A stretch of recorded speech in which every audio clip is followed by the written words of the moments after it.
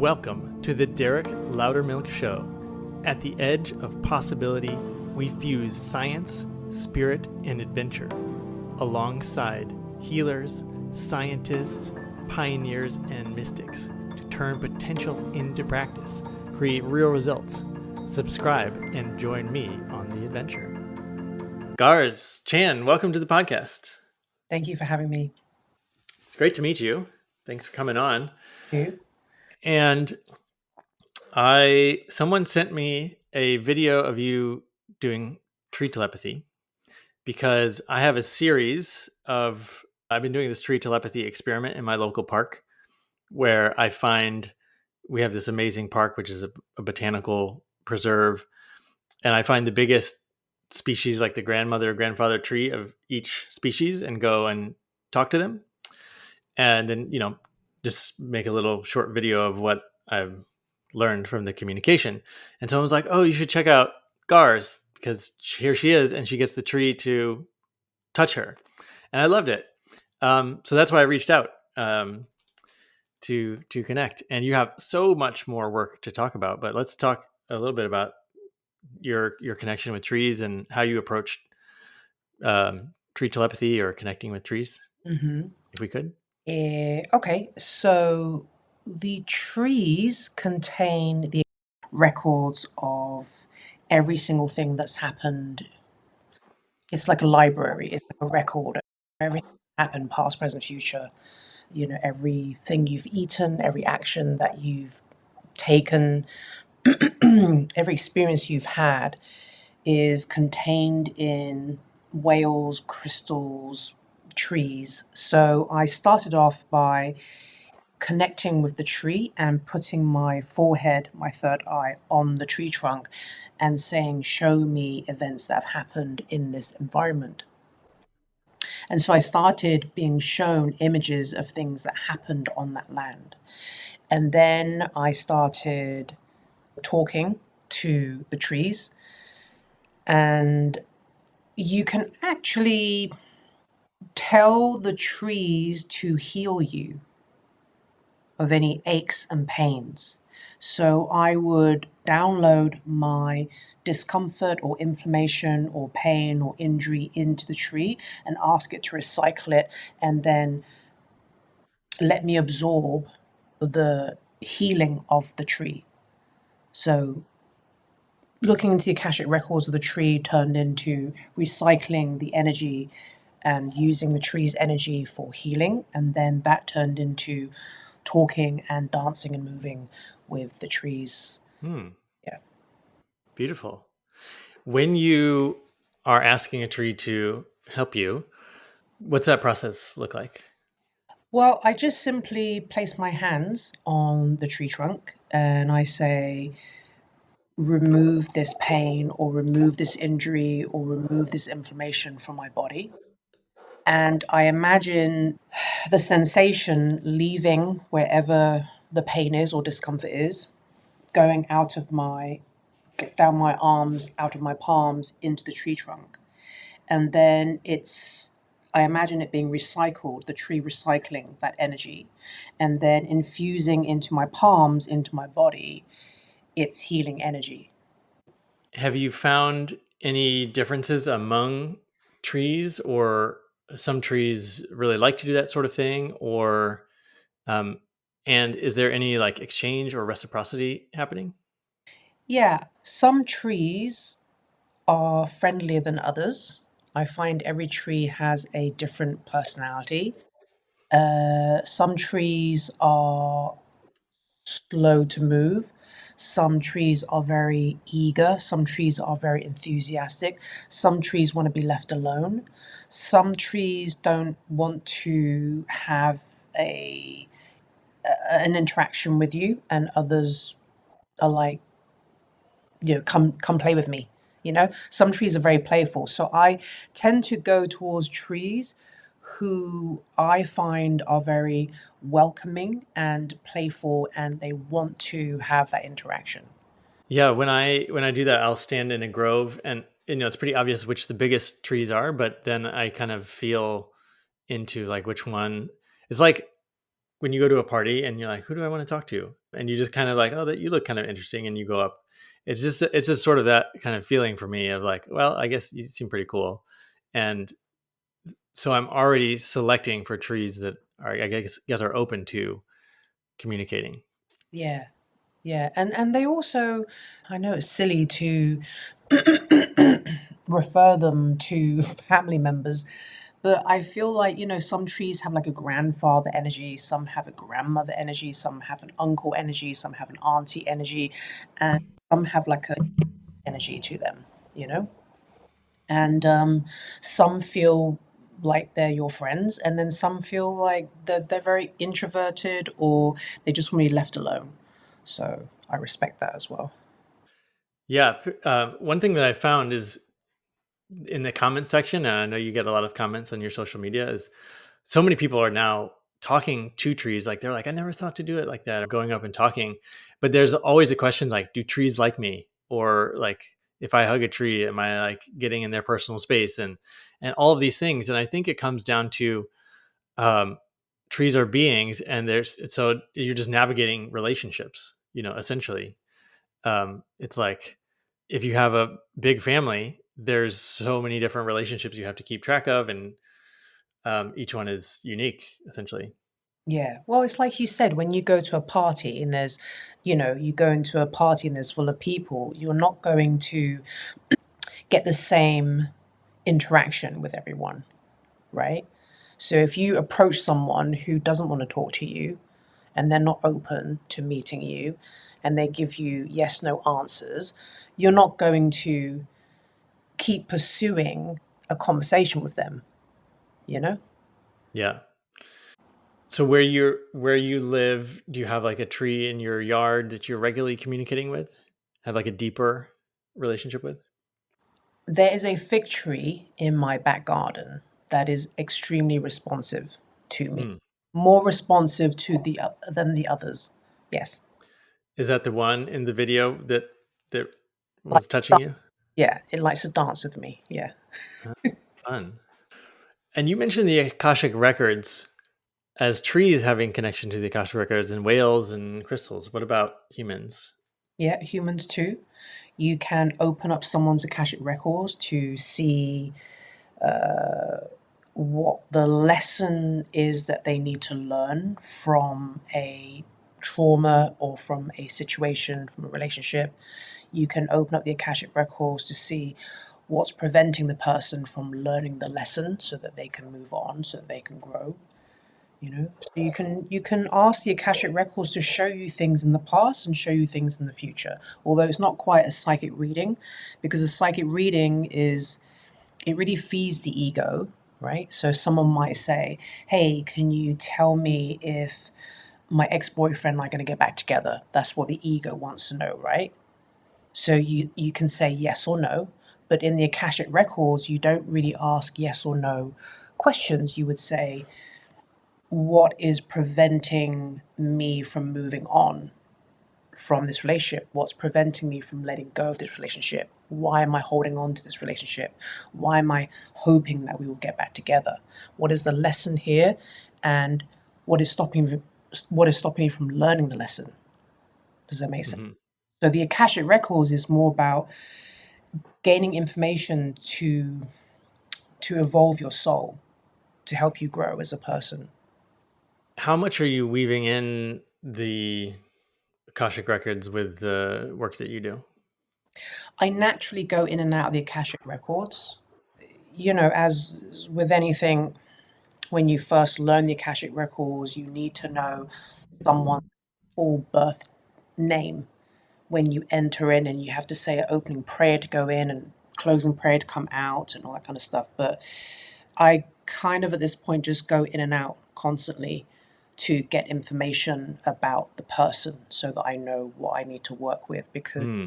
the person has a perceived problem, but they don't know that there are hundreds, sometimes thousands of reasons why they're faced with that problem. Wow. Okay. And so I know that you have lot of different modalities that you've trained in and probably weave together. And, I myself went on this quest. It was only halfway through the quest that I realized I was on it, but I did 108 different modalities over 8 years. And some of them I use all the time. And some of them I, had a few sessions, or I learned practice and I tried it and like, oh, it works, or it doesn't work that much for me. I was like, put them on the shelf. There's a couple things I'm curious about. Um, which ones I guess do you find yourself turning to most regularly currently? Mm. I tend to use Chinese energy healing the most. So I tend to clear karma probably during every session. I'm clearing traumas from other lifetimes. I do that every session. And I probably also perform psychic surgery on a regular basis as well. What is psychic surgery? You just pull up someone's hologram and to see what's kind of like stuck in their hologram, you just start pulling things out. Okay. Is that like, I think I saw that you had star magic training. Is that like what Jerry teaches? Jerry's been on the Yeah, show they, recently. they do they do psychic surgery too. Yeah, Okay, so Chinese energy, what did you call it? Chinese is energy healing. energy healing, which is sort of a one that I haven't heard much about. What are some of the core aspects of that? Chinese energy healing is like a massive umbrella. There's lots of things that you can do with Chinese energy healing. You can clear karmas, you can clear traumas, you can clear stuck emotions, you can clear limiting negative beliefs, you can work on the person's physical body, their mental body, the emotional body, their auric body. You can work on their meridians, you can work on fears, you can work on phobias. It just covers a lot of things. Yeah. Did you have to seek out a specific mentor for that? Yes, so originally I was in Los Angeles and I went to Long Beach for the workshops, and it was taught by a grandmaster called Dr. Cam Ewan, who has since passed. And it was originally called, well, he called it the Ewan Method, Yuen, Ewan Method. But then he changed the title of it. So then instead of following what he changed it, I just called it Chinese Energy Healing. Yeah. Hmm. Yeah, it's interesting because the Taoist stone medicine tradition that I follow is essentially Chinese stone medicine. You know, it's like the oldest materia medica that still exists. So 6,000 year medical experimental history focusing on stones, minerals, um, and those. And it's so interesting. Like, so the stories about the original practitioners. How did they pick up a stone and discover what it could be used for, what healing, they had to have some sort of connection, like, with the tree but with the stone, and the stone would say like, I could be good for this, or I could be good for that, or they looked at the color, or they looked at the hardness, or whatever it was, and then they tried it and it worked. It's cool to think about those early practitioners of, whatever it is, Chinese energy healing or stone medicine. They have to, either they're discovering things through trial and error and experimentation, or they get like just a direct download or revelation, like, oh, I'm going to try this because I channeled it, or it, just dropped in. Mm. And yeah, I think it's so fascinating because that's really, I think, really going to help a lot, the whole world, if we like go back to each person having their own direct revelations, rather than like, here's what my teacher said, or here's what the book said. What are your thoughts about that in relation to your work? I don't think anything is original, everything's been passed down, you know? And there are many variations of what's been passed down depending on your teacher and their lineage. And I feel like there are people who pass things down in a very traditional way, and there are people who tweak things and Hmm. shift things or improve things, right? And that gets passed down. Some of it gets watered down, some of it isn't. There's a lot of it that's lost. But at the end of the day, when you connect to your soul, your spirit, or God, or the universe, or your higher self, whatever you want to call it, you're going to get the guidance you need, and you're going to get the instructions that you need to work on the person. And everyone's different, you know? Because you have all these different modalities that you're trained in, I often see like people that have like their masters in one, two, or three different fields, and then they like there's this intersection where these things come together, and that's where I see a lot of innovation happening. Or we're gonna mash these two things, and now we have a new practice. Do you have things like that where you're like, I'm gonna combine these two concepts or methods, and here's a new thing that I sort of innovated? Yeah, well, I combine a bunch of different modalities to get the results that my client needs and wants, but I wouldn't say that I've relabeled anything. Um, It's more on the fly yeah.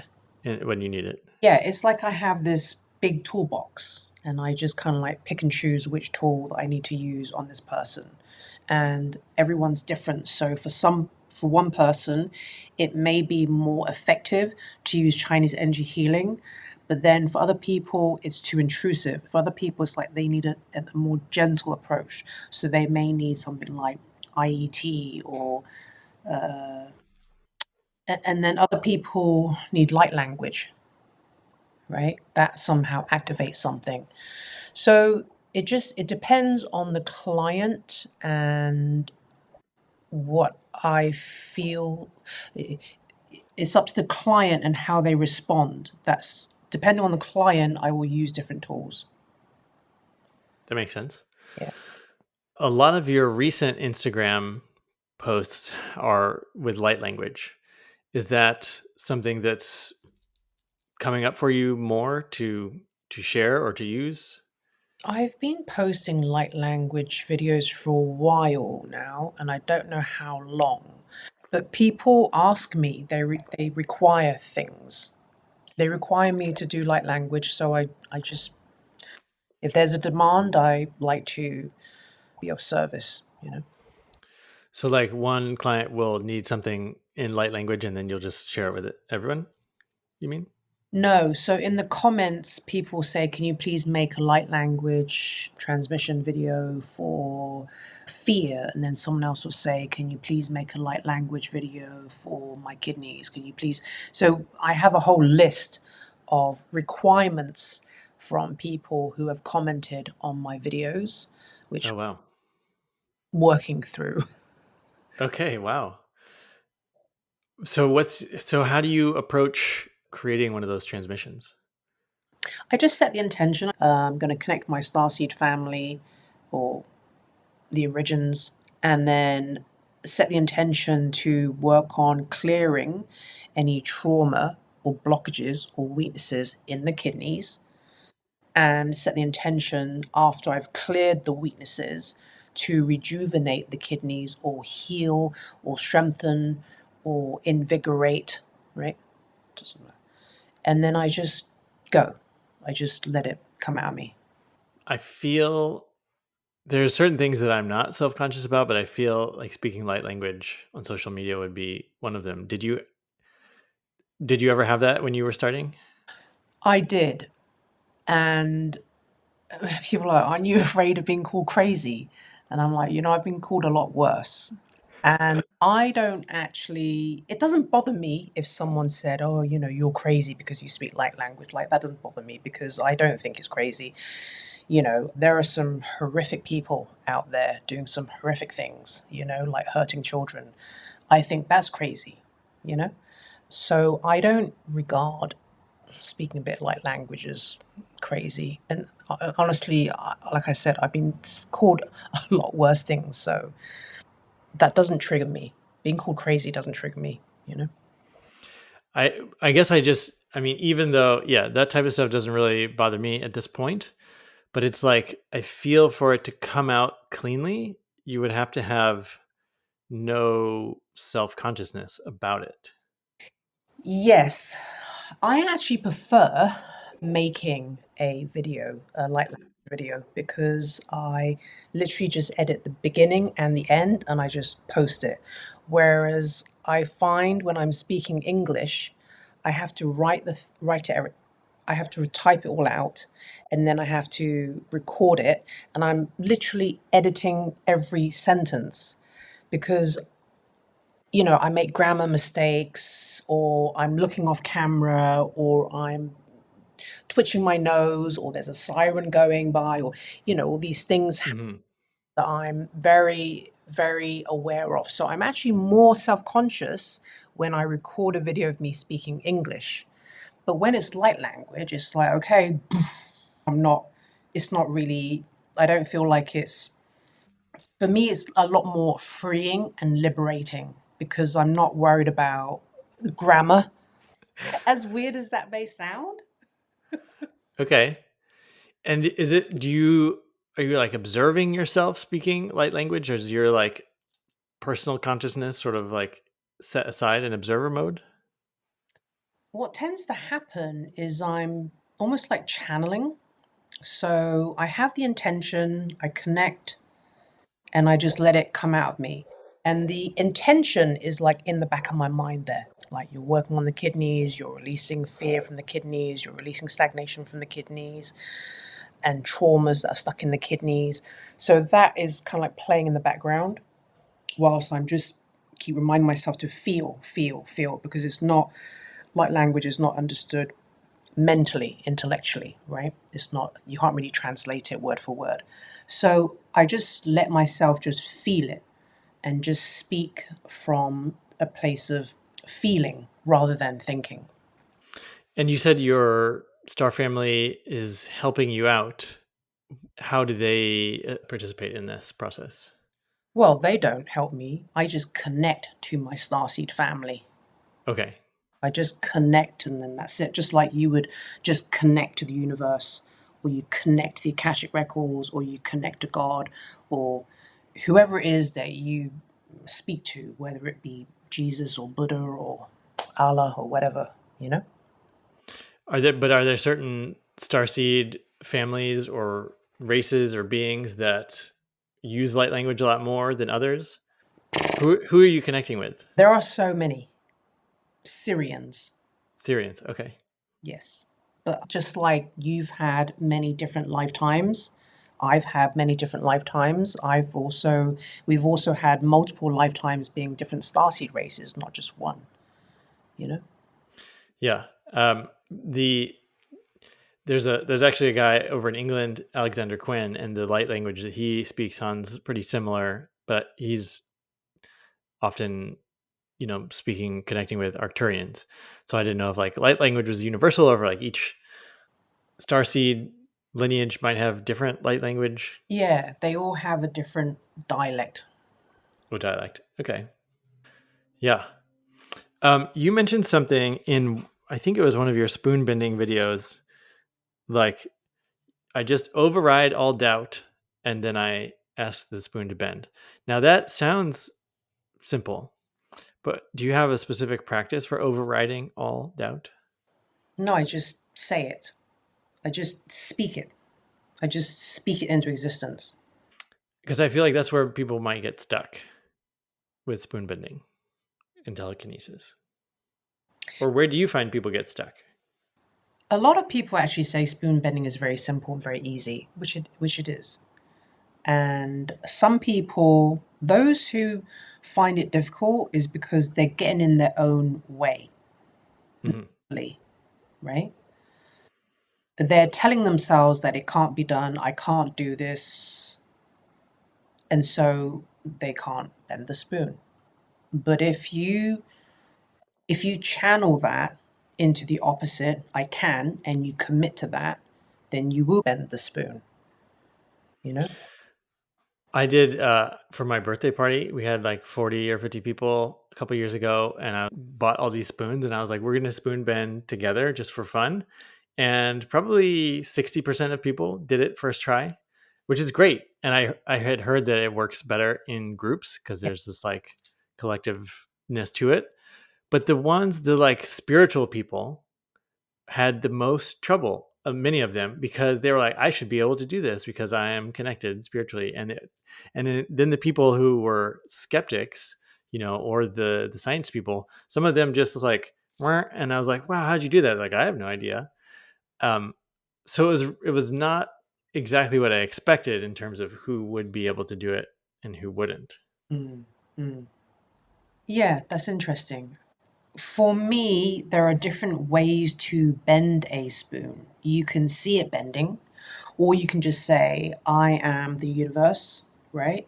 Everything is the universe. I am the universe is me, and then just bend it. You can also see it melting and then bend it.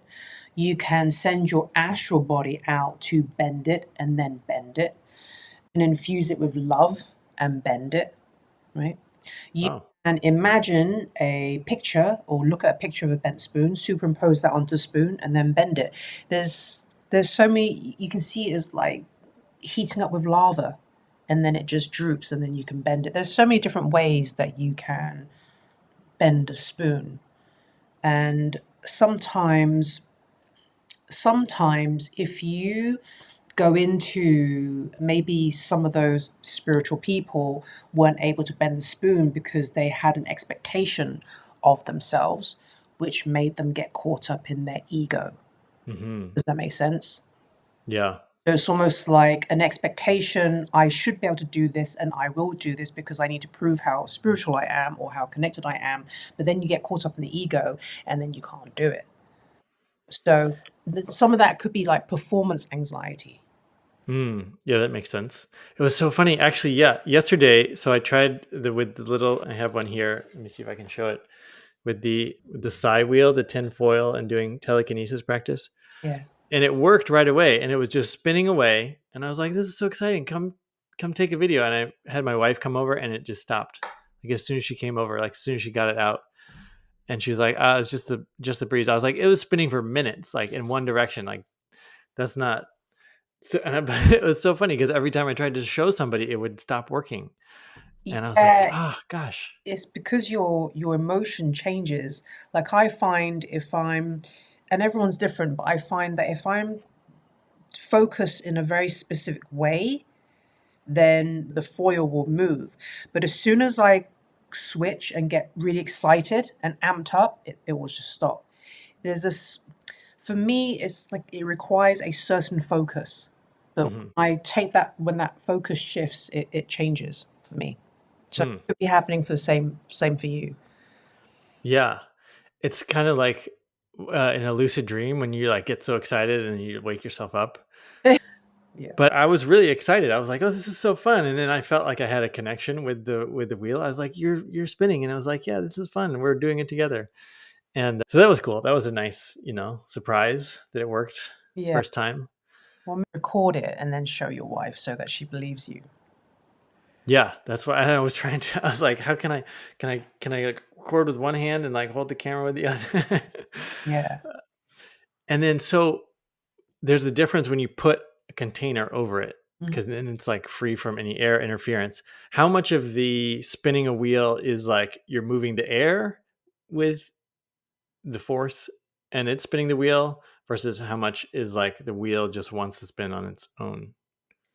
Like aerokinesis versus just telekinesis. Yeah. So when I put the glass bowl over the side wheel, I'm still doing the same thing. So I'm imagining myself pulling the air thin and then compressing the air, compressing it so that it condenses and it spins.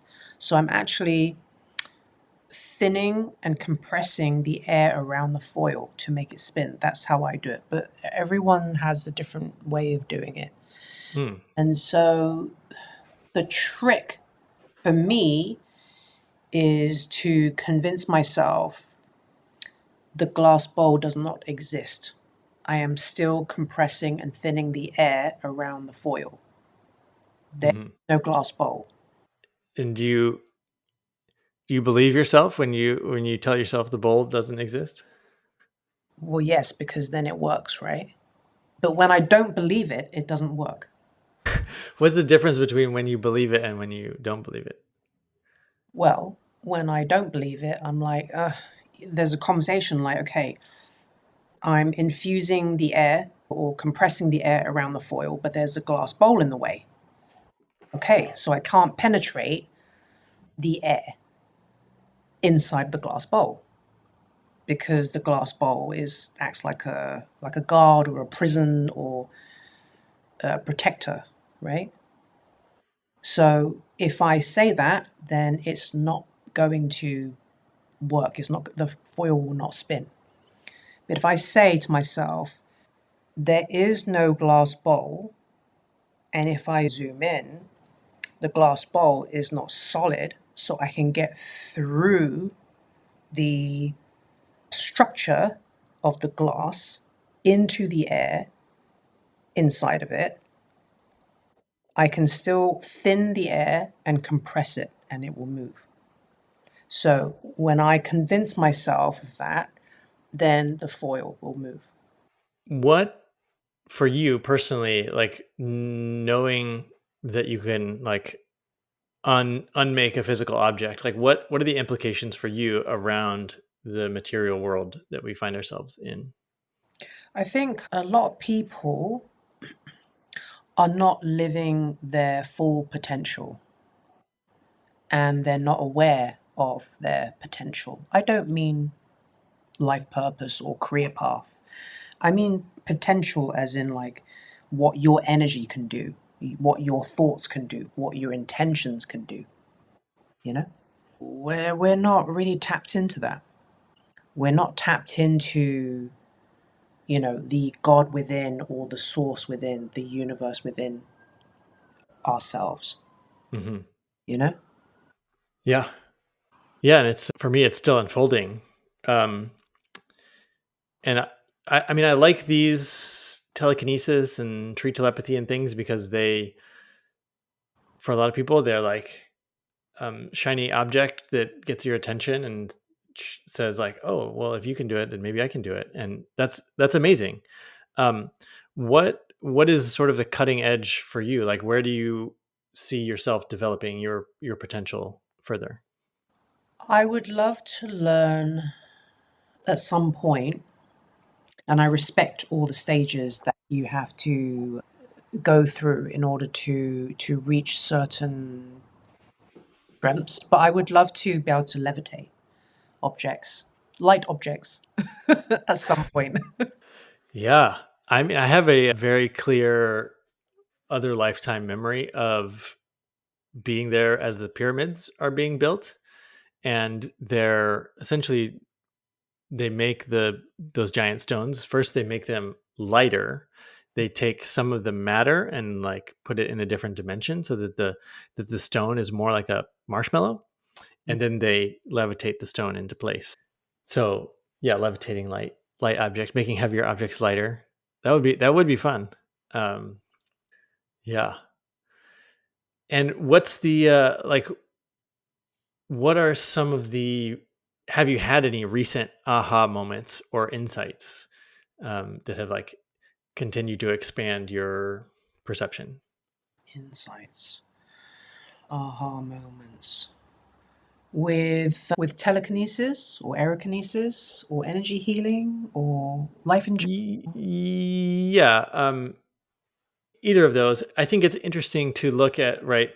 Um, a lot of people, as they're awakening, there's like a whole series of aha moments. Like, the world isn't what I thought it was. Like, I can do more, and it's just like all of these um, insights that come, quite rapidly. And then, but you've been practicing this for decades, and so you're like quite experienced and familiar with a lot of the non-physical things that are happening. So I'm just interested, like where you're still discovering or experiencing, like, oh wow, that's way more for me. I feel like I see something and I'll understand like, oh, this is a huge abyss of information here. Like I'll never get to the end of understanding like the geometry of the solar system, or every time I look at it, it's like blowing my mind. So I'm just kind of curious if you have anything like that. Yeah, well, there are lots of things that I look at and go, oof, that is so vast. How could I ever learn all of that? Uh, the amount of starseed races there are is like infinite, right? The amount of galaxies there are, the amount of Earth-like planets there are out there. There's so much sea creatures, the ocean, astrology. Yeah, I feel like I'm constantly learning things every day, and it's never ending about everything. But I will say that, well, I mean, with energy healing, I've been doing it for 17 years now, and but with the telekinesis, aerokinesis, I've only been practicing that for maybe 7, 8 months. Hmm. But I did have an aha moment recently in the past week, but it's not really about energy healing or telekinesis. I was thinking about how my mum spent 35 years of her life being a single mother, and how a lot of my friends were raised by single mums who preferred to stay single. And I was thinking about how a lot of the men that I knew would rush into relationships, or they wanted to be coupled up. And I realized that, oh, the reason why maybe some women prefer to stay single after their divorce, especially my mum's generation. I mean, they Hmm. say, oh, no, I can't be bothered, it's too stressful, and, I want to come and go as I please. And they say all that. And yeah, and there could be some trauma there that's unhealed. But there are so many more single mums than there are who choose to be single than there are men. And I realize that it's because men need softness in their lives, you know? Hmm. And they say that when a woman is in love, she's very motherly. And when a man is in love, maybe it's just heterosexual people, he turns into a child. So I feel like men, whether they know or not, there's a part of them that needs to be mothered, and there's a part of them they need that softness, and maybe they don't get that softness anywhere else in the world. Their other relationships, Hmm. you know. And so I was like, oh, okay, that's what it is that women provide a softness, not all women, you know, but women provide a softness, and they're maternal, not all women, and they're nurturing, not all women, but they tend to be soft and motherly and nurturing, and they provide that for heterosexual men. And the men don't get that softness, that nurturing, that maternal energy from other relationships, you know? So I thought, oh, okay. And then women get to a certain point where they're like, "Yeah, I don't want to be in relationships. I just want to be single. I just want to do me," because they are naturally very giving. And that being very giving has depleted them. And they don't, Hmm. they want to contain their energy for themselves, Hmm. you know? Because, And especially after they've had kids and they're like giving even more all the time. yeah, because, uh, you're, you're mothering your child, and you don't want to mother grown grown adults as well, you know. And Yeah. some require more than others. Yeah. But yeah, so that was something that I realized in the past couple of weeks, is that men like that. They need that softness. So, and women don't, and they get that from their friends. Hmm. Yeah, and it's like whatever a provider or whatever the like male role was, they're like, we'll just do that for ourselves, kind of thing. Like whatever like they would be needing from their, husband counterparts they've like solved? Yeah, my partner and I were having this conversation just the other night. He says he believes what most people believe, we're social creatures, spend time with a life partner. And I was like, I don't agree with that. I think if a lot of women were financially independent, I don't know if we'd see a lot of women, coupled up. I feel like a lot of people though are searching for their twin flame or their soul partner or whatever you want to call it. That's a big part of their ourselves through a deep relationship, and that's going to be like a pinnacle of this lifetime. That it's that's its own sort of objective. Yes. Although I think now it's common knowledge, but a soulmate can be your dog, your soulmate can be your child, your soulmate can be your friend. I think originally when that buzzword started floating around, flying around, people thought, okay, you're going to meet the one. The one is like lifetime, but that's not necessarily a soulmate. A soulmate can come in for one day, 1 month, 1 year, 10 years. A soulmate doesn't necessarily mean you're with them for life. It just means that they are here to help your soul grow. That's all. That anyone can be your soulmate, and not everyone has a twin flame. And even twin flames, it doesn't necessarily mean a twin flame is forever. It doesn't mean that they're going to be with you for the rest of your life, you know. But so you're in a relationship currently. Yes, it's been almost 2 years, but I was single for 10.5 years. Hmm. And I needed that time to heal and decompress. And in those 10.5 years, I became financially independent and I created 3 businesses and I grew so much and I really learned to love myself and accept myself and learn who I am, after marriage and after a child and all that kind of stuff. So I I feel like those 10.5 years that I spent being single were so incredibly empowering for me. Hmm. Incredibly empowering. Probably the most empowering chapter of my life, actually. Yeah. Yeah, when the buck stops with you, totally get it. And you have one kid, is that right? Yes. I have a 18-year-old son. Okay, Yeah. because I know you've written some children's books. Hmm. And one thing I wanted to ask you about was, and so let me actually give you some context, because we were talking about blindfold reading training.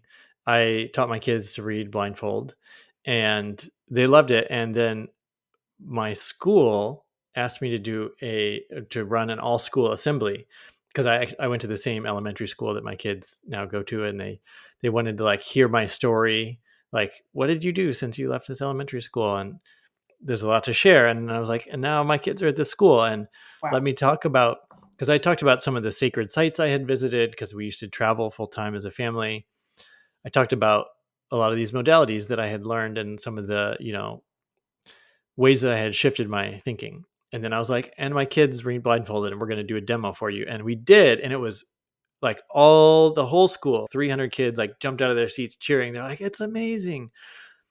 And then we ended up running this, I called it Jedi camp, but it was telepathy, the water intention freezing experiments, Veda Austin's work. We did telekinesis, spoon bending, a few other things. And it was super fun.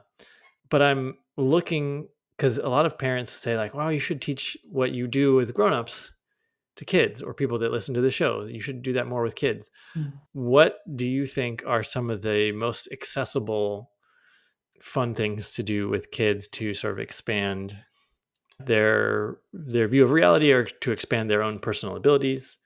Yeah, what are your thoughts about that? Everything you just said, telekinesis, aerokinesis, energy healing, psychic mediumship, channeling, light language, yoga, meditation, Tai Chi, all of it. I think Kids don't have the programs that they're not indoctrinated, like we are. They don't have the limitations that we have. They're a lot more flexible, and Hmm. they live in more of a magical world, right? So that only starts closing down around about 12 years old.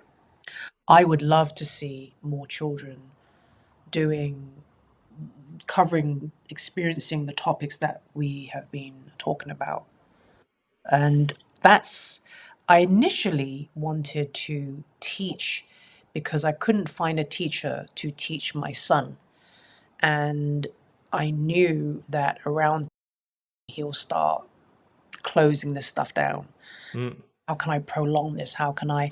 And I was looking for a teacher, and then I was like, okay, well, if you can't find what you want, you got to create it yourself.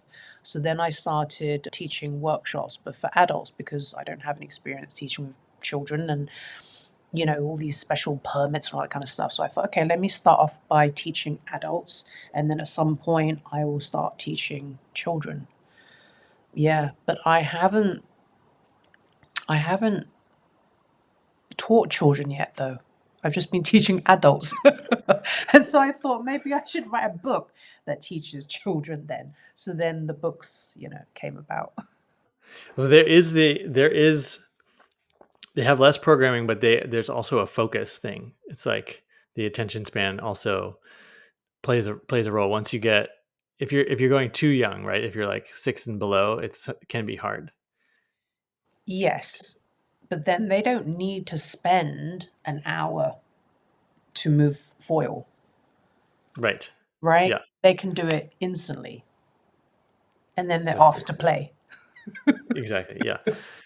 Yeah, it's so funny because like with the blindfold reading, there's some eye movement exercises that the way that I learned helps to. I think it is mostly like setting the brainwave states and like sort of resetting the nervous system in a way to yeah just help facilitate that process. But that takes like 8 minutes, and then you have another few minutes of actually like reading, and then we're done. You know, How old are your kids? currently there are 9, 7, and 2. Oh, you got three kids. Okay, 7, 9, and so those two kids read with blindfolds. Yep. Yeah. And I tried it too because they were doing it, and then I was like, I should probably learn. And I was surprised because what it is it's like for me, I don't know how you experience this, but it's like just trying to read in a dark room. Basically, it's like just very dim, you know, but reading through the blindfold. Hmm. Hmm. And I assume with practice, it would sort of brighten up a bit, Oh, or the contrast would improve. right. So you learning that now? I did it when they were doing it. I was like, I better just give it a go, and Okay. yeah, just did it one try because I don't really have a use for it. I think it's very useful. Yeah. Well, I mean, you could teach blind people, Oh, I mean, yeah, for other people, it would probably be very useful, but I personally don't have a use for it. right? But at some Yeah. point, if our eyes start aging, right? Well, I would probably still approach instead of teaching myself to read blindfolded, I would work on correcting the vision. Yeah. Yeah. That would be my approach. Um, let's see. We have a few more minutes. I know you do a lot of traveling, and I know that because you're someone who's tuned in to your guidance and you're like running your life through listening and your intuition and things like that. um, I'd love to hear any stories. I find it fascinating when people are really leaning into trust and they're trusting the universe to have things work out for them, and they're trusting the messages that they receive about decisions they're making and things like that. And sometimes it leads to really fun kind of synchronicities or series of events unfolding that are like you couldn't make this stuff up. Do you have anything like that that's happened for you as you've like really trusting the process, so to speak? Oof, yeah, I'm always asking for signs. Yeah, I mean, I can muscle test to see, and I can go into the Akashic records to see, but I'm always throwing out like to-do lists, and asking for signs, and I always get them. For example, actually, when I was contemplating teaching, I it really got into my head about it, and I thought, oh my gosh, there's all these reasons why I should teach, and there's all these reasons why I shouldn't teach. And I'm more introverted. I don't like speaking in public. I don't do public speaking. I'm very private.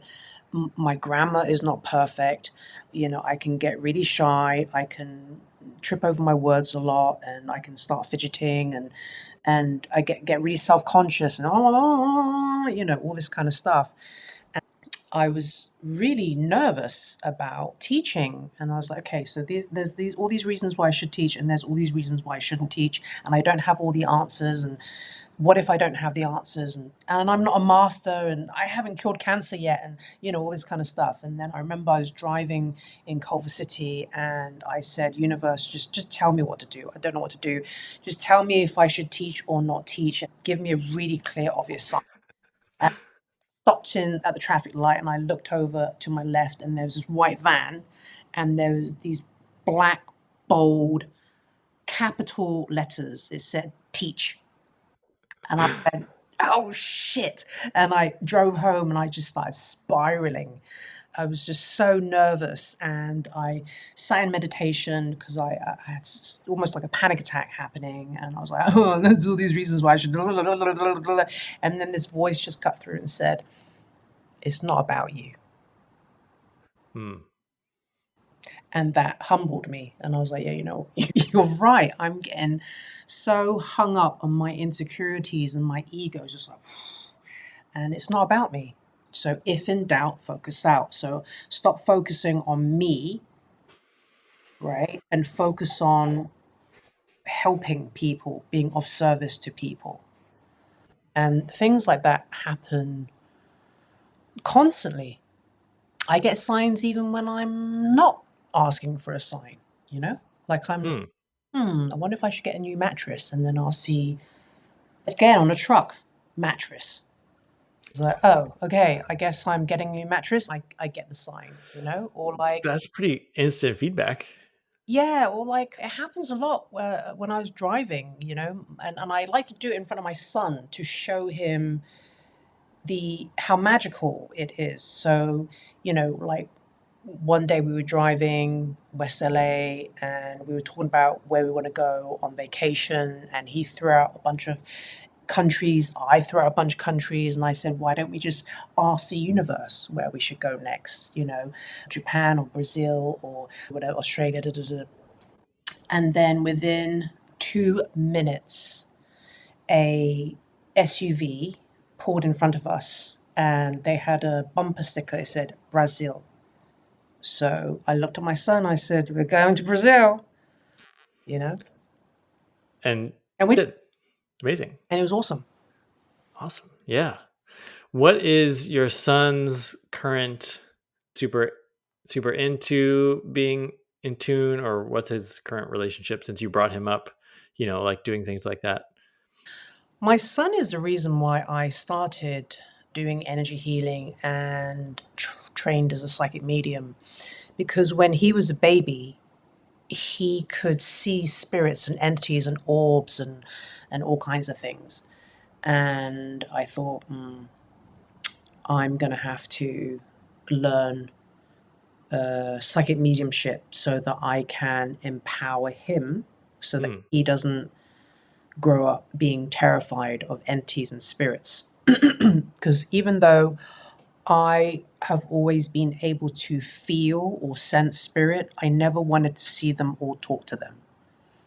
My son saw hundreds of them, and I had to throw them all into a portal. One night, 1 o'clock in the morning, he was like this blood-curdling scream from him, and he wouldn't stop screaming until I threw them all into a portal. Okay, I'm going to have to do what I really don't want to do and start taking some psychic mediumship classes and talking to spirit. So he, and then because he got sick 7 times back to back, I thought this is not normal. There's something weird going on, and that's when I contacted a healer, and eventually Dr. Cam Ewan actually spent 20 minutes on the phone working on me and my husband at the time, so Hmm. my son's father. And the next day, my son was well and stayed well. And I thought, that's interesting. There's a lot more that's going on that we're not seeing. So then I got into energy healing. And so it's because of my son that I'm on the path that I'm on. He could see, and he saw a lot. But I feel like I said, around 12, 13, they get caught up in society Hmm. and what their friends are interested in. And that kind of life takes over, right? So Mm. he's not really interested in this path as much. Like it's just something he can do. Okay, yeah, he can bend a knife, he can do telekinesis, but it's just something that he can do, but it's not the thing that he wants to do. Hmm. That makes sense? Yeah. Yeah. I'm just curious. I have a few friends with kids at different age levels, and it sounds like some of them, like they grow up with magical parents, will come back to it in their mid 20s, sort of like, okay, I have all these gifts, I'm going to embrace it to a greater extent and sort of come back to my training kind of thing. And some are just like, yeah, it is something I can do, and that's fine. Yeah. It's really interesting. Yeah, just observing, my own kids growing up, because both my kids are really gifted, but my daughter is really, she comes to help me with ceremonies. Like we did this house clearing last week, amazing, powerful, like all day experience. And she was like directing. She was like, we're going to go over here and we're going to do this. And I was like, okay, you just like, what to do. So, I have my protocol, but like you have your like knowing. Yeah, So, yeah. Well, it sounds like she resonates with that kind of life, right? Yeah, which is great. You got a little healer there or channeler there, right? yeah. Mirror there. Whereas my son he's more interested in learning bass guitar right now, you know? Hmm. So that's what really lights him up. He'll spend hours and hours and hours teaching himself bass guitar.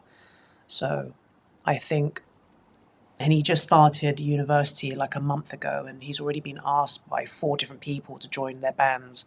So I think it's like, okay, that seems to be taking shape for him, Hmm. you know? Yeah. And the way I think about it, and maybe you can add your own conception, is like when we come into a lifetime, we have sort of this like broad framework for skills we're going to acquire, or things we're going to enjoy, or like maybe he's supposed to be in a band for a while, or maybe maybe we're supposed to be married for a while, any of these things. um and it's like if you don't end up being a healer, but you're supposed to, like, you keep getting these nudges that like push you back towards the thing that you're like ignoring and ignoring, and finally it's like, okay, fine, I'll just accept and do that. Yeah, I did not want to be a healer. What was your resistance? I trained as an actor and dancer, and I moved to LA, Los Angeles in, was it 2002? Yeah, to pursue acting. Hmm. And it wasn't until I got pregnant and had my son, and I thought, I'm not able to drive across town during his nap time to make this audition that I may or may not get. And I don't want him being raised in a studio or on set. And I need to pump milk, and that's what's really important. And agents don't like that. They don't like that. You're like, I can't make the audition because I'm pumping milk. I can't make the audition because my son's napping. They don't like that, right? So I was like, okay, I guess you know that's just not a priority right now. And the first workshop that I took in energy healing, it wasn't even a workshop that I wanted to take. I was trying to get my mum to take the workshop. And she was like, well, your birthday's coming up. I think I should pay for you to go take it as a birthday gift. and then you can learn it, and maybe you can work on your son. And she's very smart. And I was like, oh, I thought, what a lame birthday gift. And I was like, I really don't want to do it. But then I thought, well, yeah, I could learn and I could work on my son myself, and I guess that would be handy. Okay. So I reluctantly went and did it. But, I have a very colorful past. I'm not a pure and innocent and wholesome person. And, I'm not a person who's like, oh, love and light. And, I'm not that person, you know? I'm really not that person. So I thought, I don't think I should be a healer. But I learned energy healing. It came very natural to me. And people have been coming to me ever since. And for the first 2 years, I kept saying to the universe, I don't think I'm supposed to be doing this. I think you got the wrong person. But then when I got divorced, I said, what do you want me to do? Do you want me to work as a healer? Is that how you want me to serve? And if that is, then you need to make sure that I have a full-time practice within the next 2 weeks, or I'm not doing it. And within 2 weeks, I had a full-time practice and have not stopped since. We said we weren't going to talk about your origin story, but it is wonderful to hear that, because yeah, there's so many people are being asked to make a pivot or to step into something, and they're like, oh my gosh, am I ready? Is this really for me? Who am I? All these things. I'm curious about love and light. You said you're not all about love and light, but do you use love and light? Like, where? Yes, I use it because you're supposed to use it, right? Okay. Yeah. But if I'm working on someone and they are, for example, if I had a client who said that her ex-husband was sexually abusing her children, no, I'm not all about love and light, you know? Hmm. I'm not going to encourage her to hate him. I'm not going to encourage her to seek revenge, you know? I'm going to work on her to lessen the pain, clear the karma between her, the children, and him so that he can stop sexually abusing them, and strengthen her so that she can possibly win full custody of the children, you know? But I'm not someone who's like, oh, love and light, just forgive him and everything will work out. And, God has a plan. And like, I'm not that person, Hmm. Like, it angers me when people physically or sexually abuse children. I get angered. Hmm.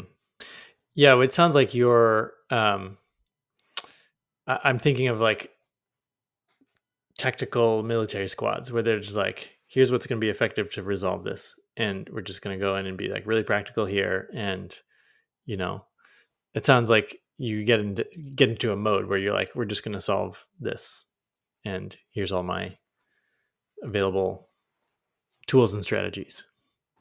Yeah, I get very focused on the result and what needs to be done to get that result.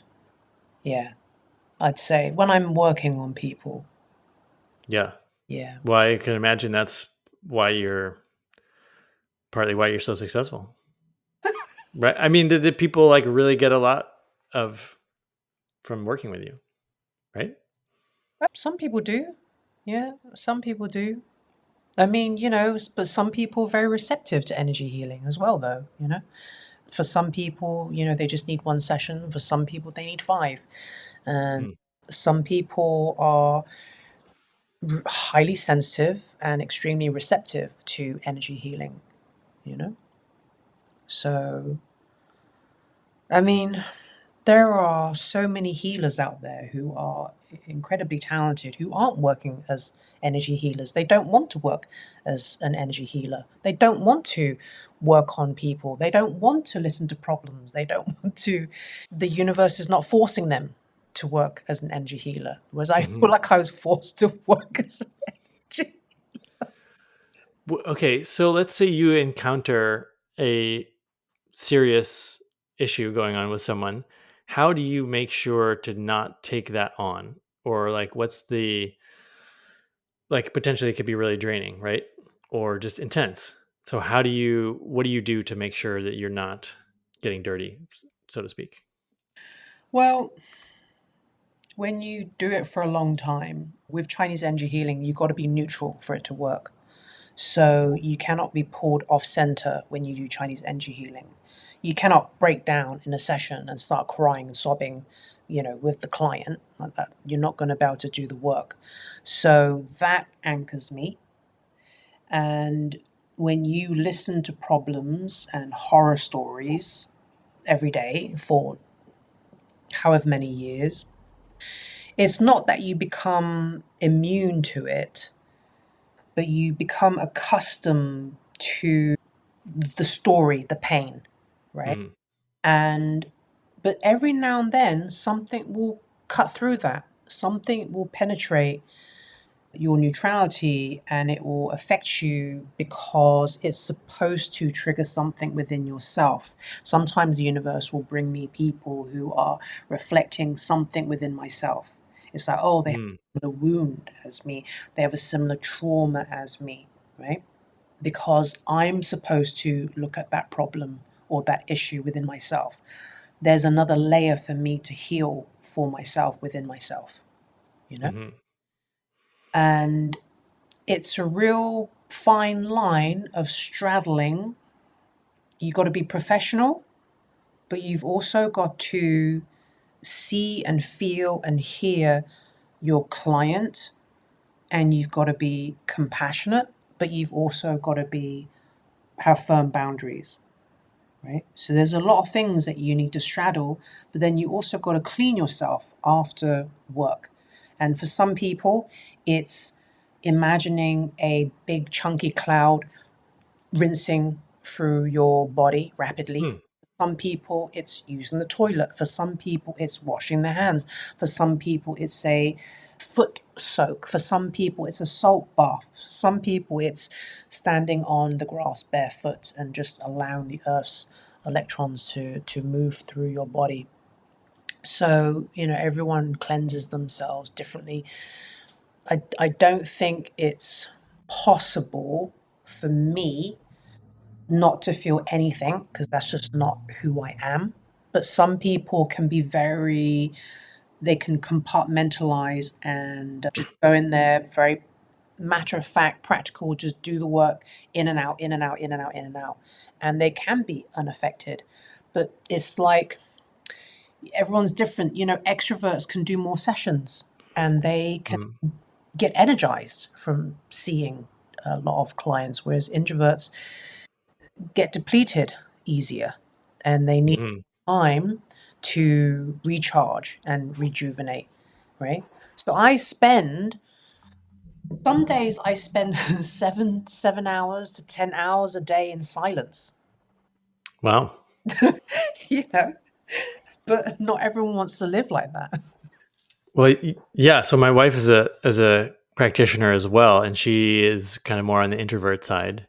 And there's a lot of recovery time, and it makes me think like, okay, extroverts have a great, if they can just like heal a ton of people and keep getting energized, like that's a better business model.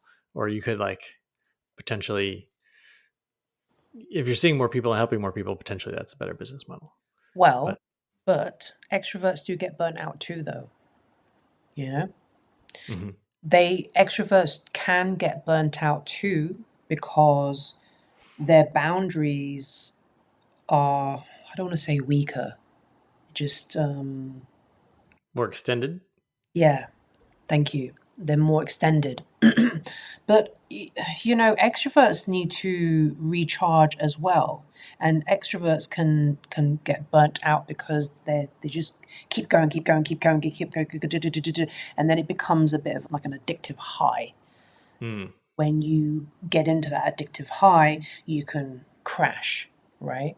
So they don't pace themselves as well. There's a danger in that they don't pace themselves, whereas introverts, I find, are very aware of their capacity. and their stamina and their endurance.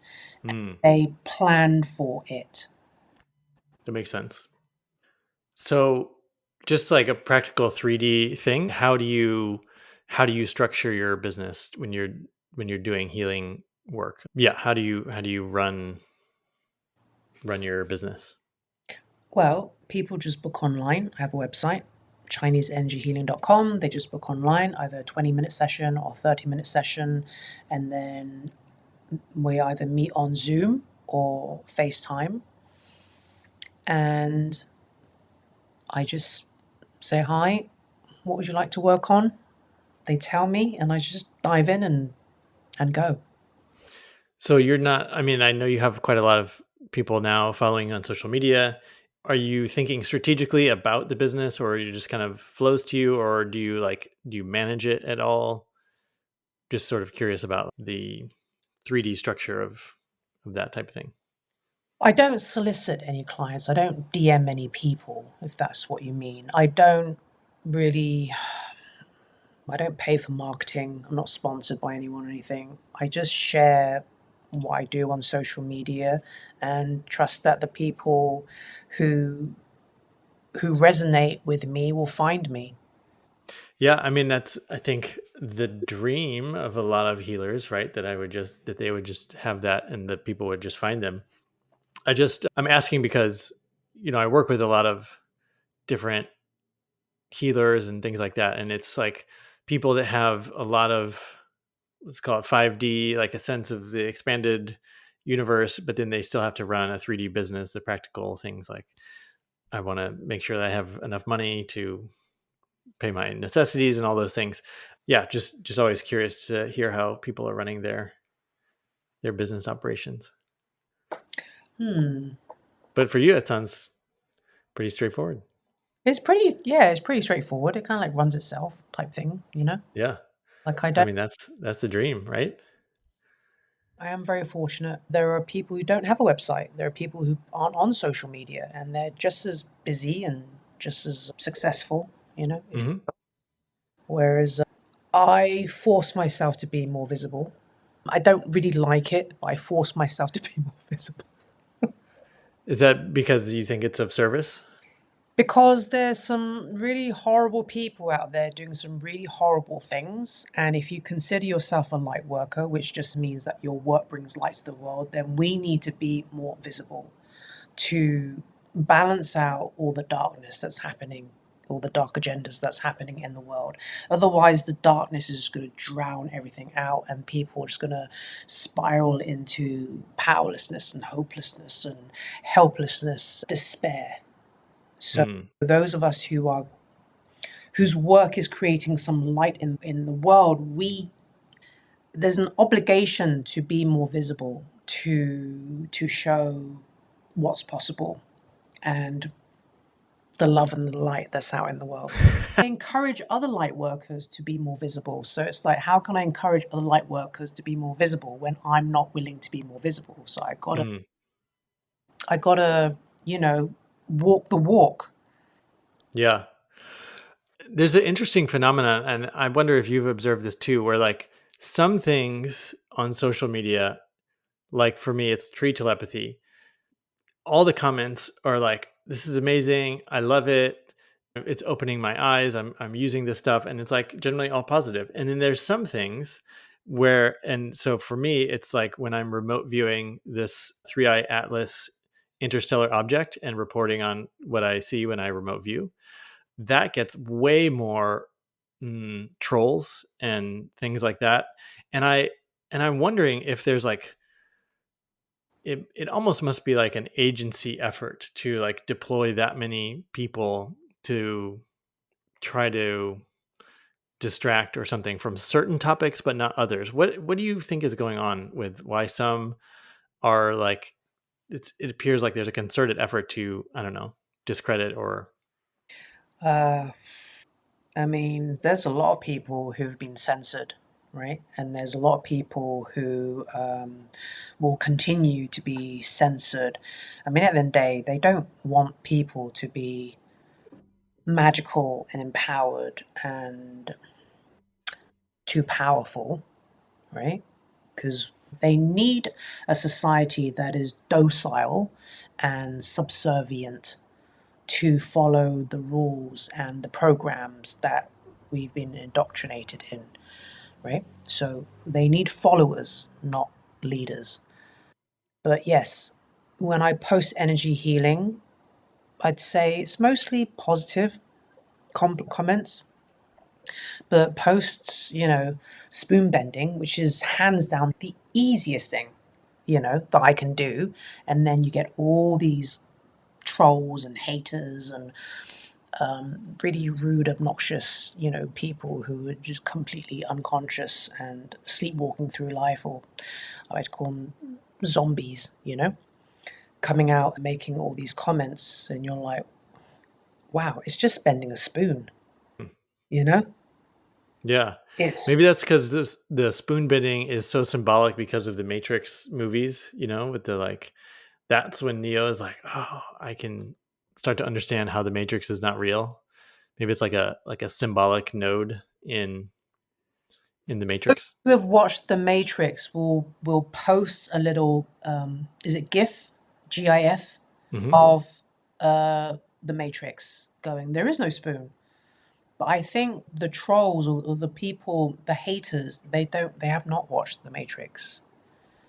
And it is quite baffling because I think, have you not seen the medical Qigong masters who can set a piece of paper on fire with their energy? Have you not seen these things? You know? Yeah. Like, to me, it's like these things are out there. It's kind of like common knowledge at this point. So, what kind of life, what kind of rock do you live under? I don't understand.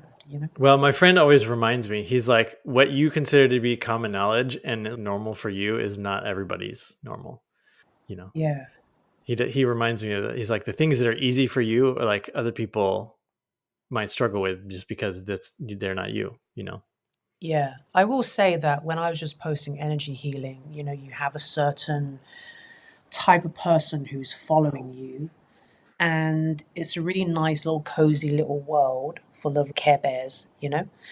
And then I posted the spoon bending and that went viral. And then all kinds of different people start noticing you. And unfortunately, some of the zombies. Yeah. Do you enlist, like, I don't know, your Starseed family or any, like, let's say beings that are up the hierarchy to keep you safe when you're like venturing out into the broader world or anything like that? I do, but I do feel like I am very much protected these days. Not when I was growing up because I didn't know about protection and all that kind of stuff, but now I feel like I am protected. And I always ask, I always tell the universe, command, demand, if you want me to continue doing this work, you need to protect me. Otherwise, I'm not doing it, Hmm. you know? Making deals Yeah. with the universe. Well, having conditions. Yeah. Like, these are my requirements. This is what I require. Yeah. Easy. Yeah. Anything I haven't asked you about that you want to make sure to touch on? Well, yeah, I mean, if you want a private session, you can book online at ChineseEnergyHealing.com. And if you're interested in a workshop, you can go to alchemistsartshealing.com. And if you're interested in my children's books, I've got The Kindness Guru, I have Flip a Feet Pete, and I have The Little Healer. They're all available on Amazon. And anything coming up that we should know about? We're recording here in late October 2025. No, I just recently finished a Zoom workshop, but I have a pre-recorded online workshop that's available at alchemistsartshealing.com, and you can always sign up for the newsletter and you'll be notified about my next live Zoom workshops. Yeah. Wonderful.